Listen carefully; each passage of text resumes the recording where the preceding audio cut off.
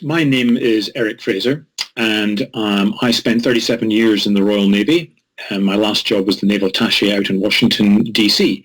But since I left in 2013, I was the Veterans Commissioner for Scotland, and more recently, for the last 3 years, I've been a board member and trustee of Sacro. My first contact with Sacro was as the Veterans Commissioner, and I was looking out for the military veterans in Scotland, making sure that they were being looked after properly by the system.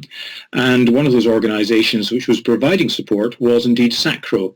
So I got to know them a little bit there through the Veterans Support Organisation, and I was subsequently asked if I would join the board, and it became a bit of a no-brainer as I left my job as the Commissioner, because it gave me an opportunity to pick up on some of the ideas that I'd sort of gathered as the Commissioner and start trying to help more widely across Scotland, not just in the veterans community itself. That's a difficult one to ask, and even more difficult one to answer. My experience as a senior military officer was a completely different environment to one that I find myself operating in now. But I suppose I've been used to making decisions at sort of a fairly high level. I've enjoyed meeting and working with all sorts of folks from all different backgrounds throughout my whole naval career, my whole working career.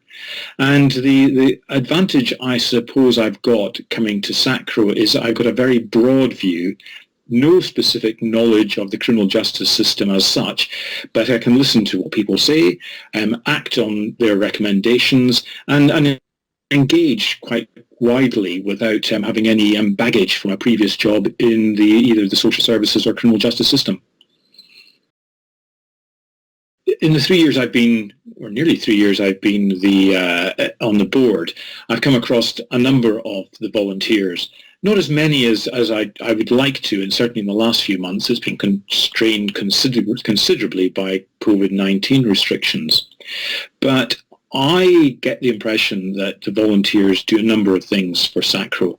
The first is they provide support for the day-to-day running of the organisation.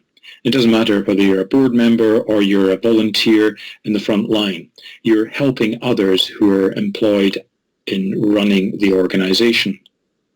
But also what volunteers do is they provide a different background, different expertise, and that is invaluable to any organisation which has to be as flexible and responsive as something like Sacro.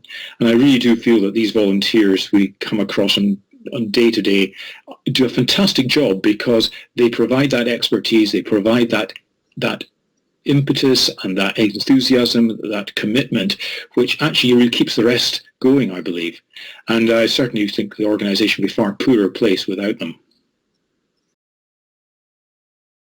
The investing in people is a declaration of the commitment of the organisation towards volunteers.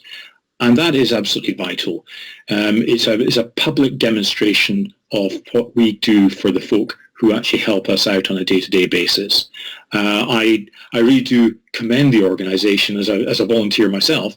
I commend the organisation for going that extra mile to get the accreditation.